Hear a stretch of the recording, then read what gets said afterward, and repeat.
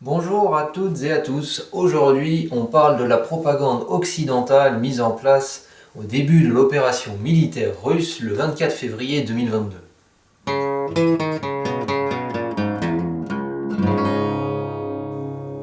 Le 24 février 2022, l'opération spéciale initiée par la Russie commence. Vont s'en suivre des étapes intéressantes à analyser, et dans cette vidéo, je vais porter mon analyse quasi exclusivement sur la propagande faite par les pays occidentaux. Ce n'est pas un parti pris car il y a bien évidemment eu une mise en place d'une propagande de chaque côté, mais le cas de cette propagande mise en place par les pays occidentaux est particulièrement intéressant à analyser. Car en tant que résidents français, nous l'avons vécu, vu, entendu de l'intérieur. Et il se peut que quelquefois nous soyons passés à côté des éléments clés qui ont forgé malgré nous une vision déformée du conflit. Il y a beaucoup de choses à dire et on va procéder point par point. Commençons par l'offensive russe du 24 février. Je vais nommer les quelques étapes que nous allons ensuite développer.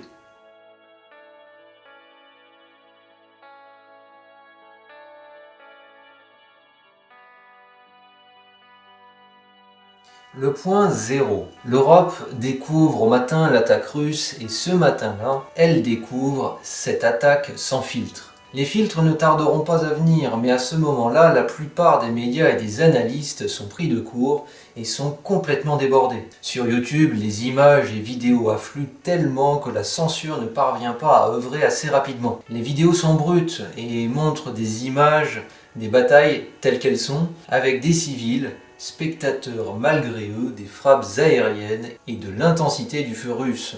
Cette courte période où toute propagande ou manipulation est absente, qui a duré finalement quelques heures, constituera le seul moment où la propagande n'aura pas pu se mettre en place. Impossible de mettre en place une censure, censure qui est un outil brutal et actif au service de la propagande, car le volume de vidéos téléchargées est trop important et sur un laps de temps très court. À ce moment-là, toutes les plateformes et réseaux sociaux sont inondés et complètement dépassés. Comme je l'ai dit, la censure est un outil au service de la propagande. Et pour mettre en place une propagande, donc une orientation insidieuse et généralement inconsciente des cerveaux, il faut définir un champ, un angle, un point de vue autour duquel vont venir se greffer, s'articuler divers éléments. Ce champ, cet angle, ce point de vue va déjà être défini en premier lieu par la mise en place de la censure, mais nous y reviendrons plus tard. On est dans un premier temps sur la mise en place d'une propagande induite, forcée par les événements. Mais ce qui va être prioritaire ici, c'est la désignation du méchant et sa contribution à l'horreur. C'est basique, c'est binaire, mais ça marche car on simplifie au maximum. On doit réagir vite, avec peu d'informations, et éviter que l'opinion publique ne soit complètement dispersée. Dans ce type de propagande, le travail d'information va être complètement bâclé, car on dispose à ce moment-là de très peu de ressources, peu de confirmations, et la fiabilité de l'information n'est vraiment pas la priorité. On explique cela car il y a urgence et on doit rapidement donner le ton, en adoptant une position. Imaginez dans quel état a été l'agence France-Presse le matin du 24 février 2022. Il fallait absolument adopter et rapidement une position qui sera relayée dans la foulée par les différents médias. On a donc une définition primaire, sans nuance et bipolarisée du conflit, avec le côté des agressés et le camp des agresseurs. Face aux pertes importantes, pour donner espoir aux troupes et aux foules qui suivent le conflit, il faut évidemment amener du positif, afin de montrer que tout n'est pas perdu. Cette propagande se met en place après avoir désigné le bon côté et le mauvais côté. On explique alors que certes, le mauvais côté a gagné une bataille, mais les gentils, forcément de notre côté, ne sont pas tous morts. L'héroïsme entre alors en jeu. On met en lumière des héros qui, malgré les pertes, font l'espoir de tout un peuple. Par leurs actes ou leurs valeurs, ils montrent l'exemple et vont rester dans l'histoire. Car oui, On pense déjà à la postérité, à l'histoire avec un grand H. Les héros peuvent être réels, mais les faits sont souvent déformés, voire inventés quelquefois. La mise en scène entre en jeu. Prenons par exemple le cas du héros de Kiev, le fantôme de Kiev, tel qu'il nous a été présenté, un pilote qui protégeait le ciel de la capitale ukrainienne en abattant plusieurs avions russes. Du jour au lendemain, le mythe s'est monté, avec ce gardien de Kiev qui presque se plaçait en patriarche, protégeant ainsi sa famille. À travers cette histoire, largement relayée par les médias, on évoque à travers cela un danger, une peur qui reste contenue grâce à un homme qui agit en héros, au service de la protection nationale. C'est donc l'exemple à suivre. Ce narratif répond à plusieurs objectifs. Détourner l'attention pour rassurer, remobiliser, redonner du courage. Si vous agissez comme ça, vous aussi, vous serez un héros. Et puis à travers ces mises en scène, ces images, ces histoires, on véhicule ainsi la possibilité que la victoire est possible grâce à des comportements héroïques. Si tout le monde fait comme ça, alors les gentils gagneront. Dans le cas de notre fantôme de Kiev, il est effectivement resté au stade de fantôme car il n'a jamais existé. C'est même le gouvernement ukrainien qui l'a admis par la suite. Est-ce que cela vous surprend? Pour quelqu'un qui dispose d'un minimum d'informations et qui réfléchit aussi un minimum, c'est une évidence. On sait que lors de l'offensive russe en 2022, l'intégralité ou la quasi-intégralité de l'espace aérien ukrainien était contrôlée par les Russes, les Ukrainiens ayant perdu rapidement de très nombreux moyens de communication. Et quand bien même le fantôme de Kiev aurait abattu plusieurs avions russes, dans le ciel de Kiev, il y aurait des conséquences matérielles et humaines potentiellement importantes quant à la destruction d'aéronefs dans un environnement urbain. Autrement dit, il y aurait eu des traces qui auraient permis la confirmation des avions de chasse détruits. Intéressons-nous désormais à la troisième phase, celle de la propagande offensive. Ici, on va tourner en dérision l'ennemi.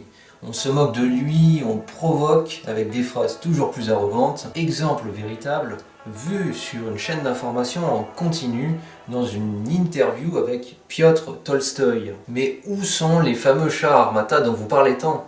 On ne les voit pas sur le champ de bataille. L'ironie est de mise et on occulte complètement tout raisonnement logique. C'est une manière de relativiser les pertes, de faire passer l'ennemi pour étant finalement pas si dangereux que ça.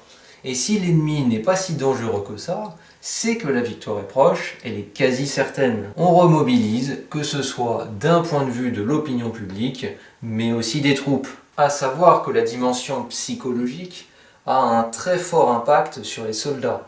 Et c'est aussi dans ce but que cette propagande intervient. Comme on dit, il faut redonner le moral aux troupes.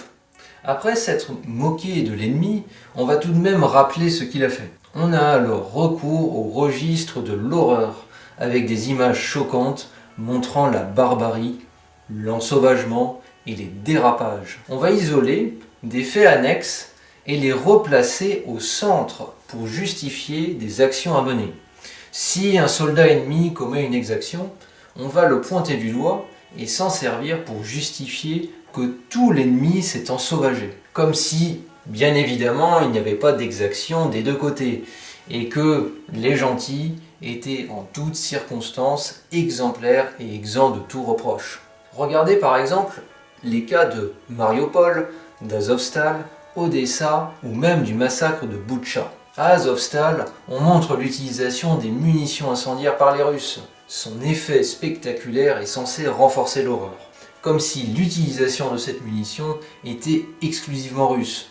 De même pour le recours aux armes à sous-munitions, à Odessa. Les deux parties en disposent et les utilisent. Cette diabolisation de l'ennemi permet de justifier les mesures, les coûts et les sacrifices jusqu'à là demandés aux populations et donc aussi aux contribuables. Et comme l'ennemi est le mal incarné, il faudra également de nouvelles mesures, de nouvelles sanctions, de nouvelles armes pour le combattre.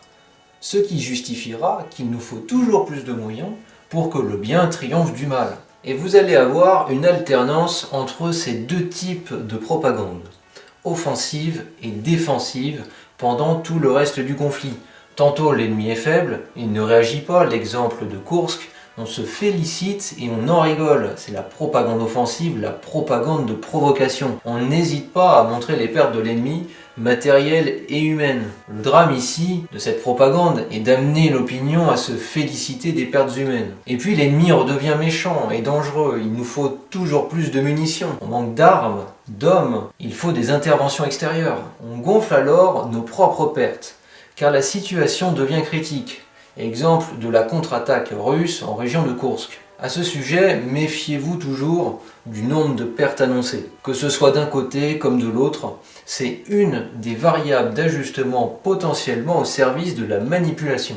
Puis vous lisez dans les journaux, le rouleau compresseur russe progresse dans le Donbass. Et puis quelques jours plus tard, inversement, vous verrez les titres des journaux commencer à rebasculer dans la propagande offensive. Par exemple, pourquoi la Russie ne peut-elle pas maintenir le rythme de sa contre-offensive? Titre agrémenté de déclarations où les dirigeants occidentaux se félicitent de l'incursion en région de Koursk en affirmant qu'elle a permis aux Russes de ralentir leur progression dans le Donbass, alors que quelques jours avant, on s'alarmait de la poussée russe qui n'avait jamais été aussi forte. Cette alternance va perdre de plus en plus en efficacité à mesure que le conflit s'éternise, avec le risque de perdre peu à peu la foule qui va s'enlacer et s'en désintéresser. Les propagandistes ont bien conscience de cet effet et c'est pourquoi ils s'évertueront à trouver et à mettre en avant des événements marquants.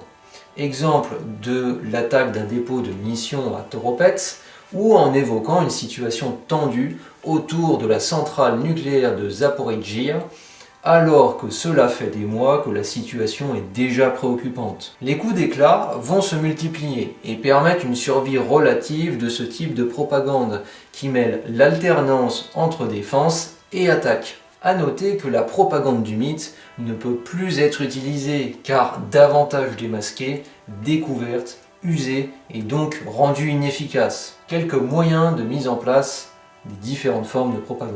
La censure, nous l'avons déjà évoquée. Elle est bien souvent nécessaire afin de pouvoir étouffer les points de vue divergents. C'est une alternative beaucoup plus rapide et efficace que les débats qui contribuent davantage à une pluralité d'opinions. La bipolarisation, on l'a déjà évoqué également, il s'agit de désigner le bon côté du mauvais côté, les gentils des méchants. On infantilise les gens en leur disant quoi penser.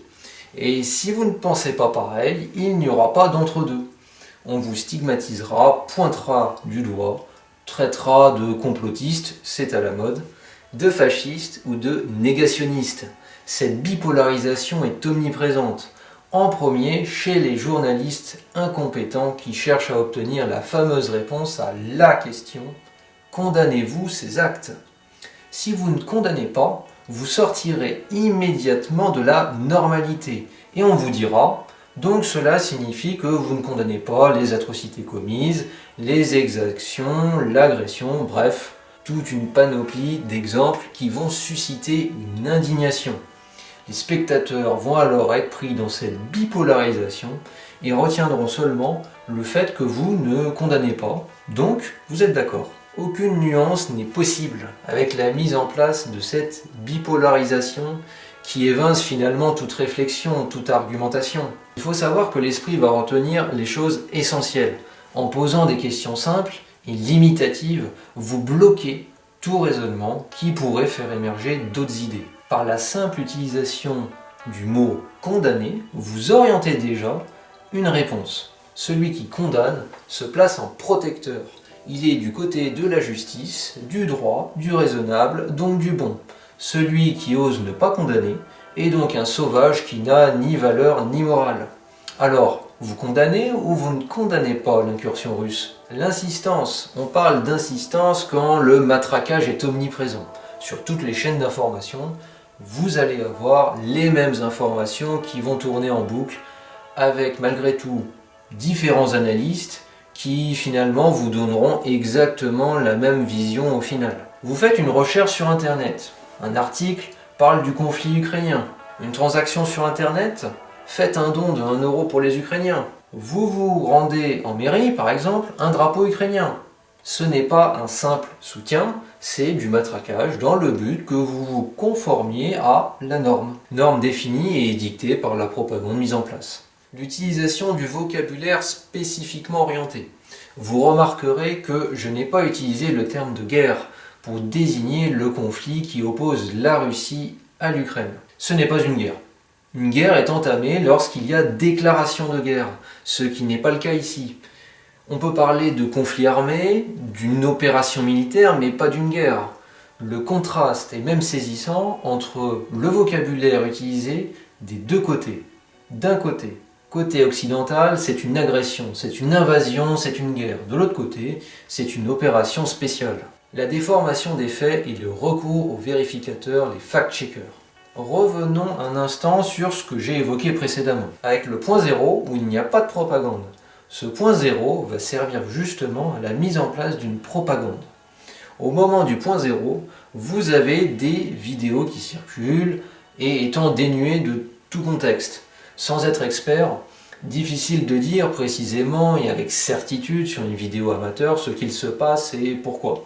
Qui tire sur qui? Pourquoi un chasseur MiG-29 tire sur une maison? La propagande va très vite s'emparer de cette absence de contexte pour en créer un. Et vous aurez dans les journaux, d'un côté, tragédie, un MiG-29 russe bombarde des civils ukrainiens. Et de l'autre côté, frappe d'un MiG-29 russe sur un QG des forces armées ukrainiennes. La propagande est finalement quelquefois assez simple. Si vous avez des faits avec un contexte, vous allez supprimer le contexte pour tourner les faits à votre avantage. Et puis, si vous n'avez pas de contexte, vous allez en créer un pour tourner également les faits à votre avantage. Le recours au fact-checker est un vrai fléau de la société moderne. Ce sont des journalistes orientés qui vous expliquent comment penser sur un sujet qu'ils ne maîtrisent pas. Je prends un exemple. On va vous dire qu'une frappe d'un missile russe sur un immeuble de civils a fait 20 morts, sans procéder à des analyses sur place qui soient impartiales et qui prennent en compte l'intégralité des paramètres. Pensez-vous vraiment qu'un journaliste, même spécialisé dans le militaire, pourra vous dire avec une certitude raisonnable s'il s'agit d'une frappe d'un VM-30 ou d'un HIMARS? Quand vous êtes face à un immeuble éventré, si vous n'êtes ni sur place ni un spécialiste de l'armement, il est impossible de déterminer avec une assurance raisonnable quel était le projectile initial. Aussi, a-t-il été dévié? Et il est également à noter que dans ce conflit, vous avez quelquefois des deux côtés le même type d'armement. Je pense notamment aux missiles Tochka-U dont les deux armées disposent. Alors, après avoir réussi à déterminer quel était le type de projectile, il faut désormais savoir qui l'a tiré et dans quel contexte. Et ce ne sont pas les fact-checkers qui vous donneront une réponse fiable. Deuxième point important dans la boîte à outils du propagandiste moderne, ce que je vais appeler le processus de débunkage par inversion d'information. Débunker signifie démontrer en quoi c'est faux. Le journaliste propagandiste va utiliser l'information trouvée sur Internet, sur les réseaux sociaux pour porter un discrédit sur l'adversaire. On a ici une inversion du processus d'information avec une particularité qui est celle de se saisir volontairement d'une fausse information trouvée dans les commentaires de vidéos, dans les commentaires de photos, pour discréditer l'adversaire. Le journaliste devient pleinement propagandiste car il va volontairement chercher une infox, une fausse information, pour mettre en avant la vision conforme, celle que chacun doit avoir. C'est le rétablissement de la vérité. C'est peut-être difficile à comprendre, mais vous allez voir que c'est finalement monnaie courante. On reste dans le conflit entre l'Ukraine et la Russie. Il y a quelques jours, l'Ukraine a frappé un dépôt de munitions russe à Toropets. Un article sort avec le titre habituel en rouge, Infox, etc. L'article de débunkage cite des messages trouvés sur les réseaux sociaux affirmant que l'explosion a été provoquée par une bombe nucléaire. À la base, le journaliste pourrait simplement se limiter à une analyse objective en expliquant pourquoi cette info n'est pas correcte et donner des pistes quant à l'origine de l'explosion. Point. Sauf que cela va plus loin et le journaliste en question explique que ces infox, fausses informations, sont régulièrement utilisées par la propagande pro-russe. Et là, vous entrez pleinement dans ce processus de débunkage par inversion d'information. Vous utilisez une fausse information dans le but de la remplacer par votre fausse information. Ou comment utiliser un processus à l'origine louable, positif, rétablir ce qui est, la vérité, à votre avantage. C'est très vicieux. Pour continuer cet épisode, il est complet si le journaliste en question s'était véritablement intéressé à la propagande pro-russe, il aurait évoqué la version donnée par les autorités russes. C'est-à-dire qu'il ne s'agirait que de simples débris de drones qui auraient provoqué les incendies à Toropets. Bien évidemment, cette version côté russe déforme complètement la réalité. Mais si ce journaliste français avait voulu être objectif, il aurait dû faire son travail jusqu'au bout en évoquant ce qui était réellement dit de l'autre côté. Le fait de mettre en avant des messages, des commentaires aussi aberrants qu'incohérents en affirmant la généralisation de ces derniers chez les pro-russes participe pleinement au processus de ridiculisation de l'ennemi et de tous ses soutiens. Cela n'a rien de nouveau, c'est une technique qui a été très bien rodée durant la période Covid, où le moindre argument farfelu recueilli chez les anti-vax, comme ils s'amusaient à le dire, à les qualifier, était mis en avant et moqué sur la place publique. Au milieu de la crise, cette propagande a très bien fonctionné. Pour un très grand nombre, si vous étiez anti-vax, vous étiez vraiment un demeuré, un arriéré, voire un extrémiste. On touche désormais à la fin de cette vidéo avec cette liste de techniques et de mécanismes qui n'est évidemment pas exhaustive. Cette vidéo n'a pas vocation à être une théorie générale sur la manipulation des foules, mais uniquement une étude de cas qui permet de mettre en lumière quelques mécanismes. J'espère qu'après cette vidéo, vous saurez mieux vous détacher du discours général afin de vous faire votre propre opinion, car c'est bien là l'essentiel. Merci beaucoup et à bientôt.